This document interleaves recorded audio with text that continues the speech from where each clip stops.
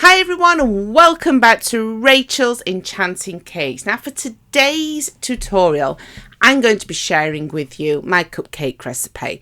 This is very similar to the flat layer Victoria's sponge recipe I use. You can see here on the left hand side of the screen how lovely, light and fluffy these cupcakes are. However, on the right hand side of the screen you can also see how they barely dome, just like the vanilla cake recipe that I've already shared. As always, everything you need to know step by step, and by having cupcakes that turn out like this, it makes them perfect for piping. Let's make a start. It's important to note that I'm using the larger cupcake wrappers, so we are going to be using slightly more cake batter. However, if you're only using the small ones, you can still use this recipe. You will just have some batter spare. Our first ingredient is a supermarket branded baking spread, so no matter where you are located in the world, this is the sort of thing you want to be looking for on your supermarket shelves. It will allow us to create a lovely light, airy, fluffy sponge. Butter is more expensive and it will create a more dense cake. There are so many different brands on the market, but this one works just as well with this particular recipe. Because I'm using the larger cupcake wrappers, you want to weigh out exactly 200 grams of your baking spread. If you are using the smaller wrappers, you may get away with just using 150 grams. My next ingredient is caster sugar. Now in the UK, caster sugar is in between icing sugar and granulated sugar. So it's a lot thicker than icing sugar, but a lot finer than granulated sugar.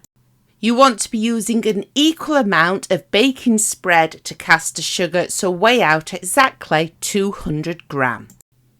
Add this to your mixer and now you want to beat it on high until it's all well incorporated and you can no longer see any grains of sugar. I'm going to show you what it needs to look like next. This is what you're aiming for. There's no specific timing required for this. Just do the rule. As long as you can't see any grains of sugar, it's now ready for the next step. So, pre-sifted self-raising flour. It literally does what it says on the packet. First of all, you don't need to sift it because it's very, very fine. Self-raising flour means there's already been a rising agent added to the flour. So if you were using plain flour, you would then need to use your own rising agent. Self-raising flour already has this rising agent added for you. So you can get away with this by just using this particular type of flour. So just like we did with the baking spread and the caster sugar, we want equal amounts. So you want to weigh out in a bowl 200 grams of self-raising flour. Now the vanilla extract that you use is very important with this recipe. You're going to need 1 level teaspoon and I'm just weighing it out in this little jug and going to place it to one side. This is one of the more expensive vanilla extracts on the market. However, it is well worth the money. Just be certain that you take this into consideration when pricing up your cakes. And the last ingredient that you are going to need are eggs. Now I'm going to be using 4 in total. These are medium eggs, however you can use large. And this is one of the few ingredients that I have never weighed out but never had issues with.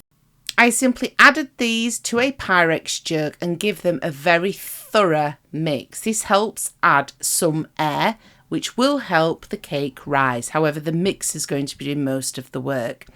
If you do want to weigh out your eggs, you want 200 grams. This is the part that takes practice. I start by adding a small amount of self-raising flour. This is just before I add some of the eggs. I speed up the mixing process and then I slow it back down before I add some of the eggs. I keep repeating this.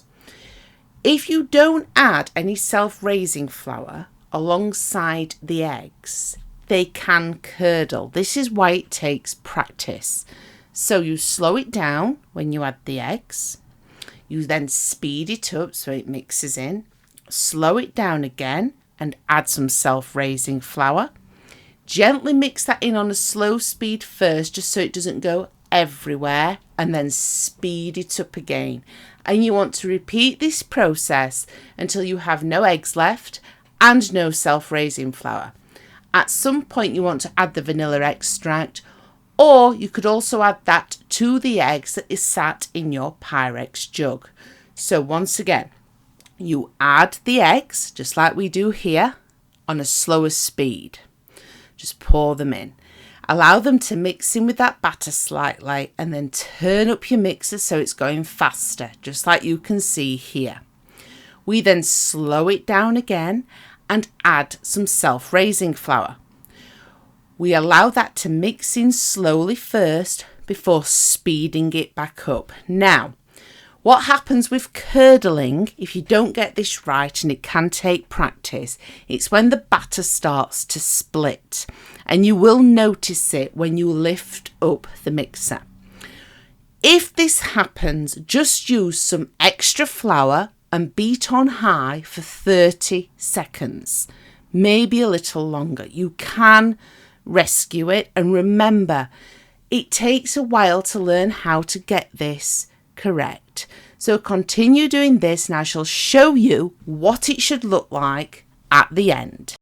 Now this is what your batter should look like. If it doesn't and it looks like it's split, just do what I mentioned previously and add some flour and beat on high for 30 seconds or maybe a little bit more, just until it's all well incorporated.